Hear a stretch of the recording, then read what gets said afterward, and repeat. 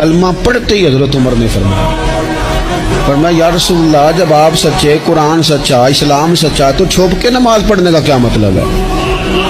فرمایا ابھی تعداد ہی کوئی نہیں، 40 تو مسلمان ہیں۔ عرض کی حضور مہربانی کریں نا، آپ صرف اجازت دیں۔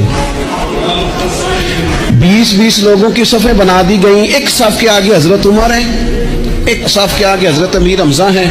جناب عمر کہنے لگے چونکہ آپ اللہ کے رسول ہیں تو لہذا نماز بھی آج اللہ کے گھر میں پڑھی جائے گی۔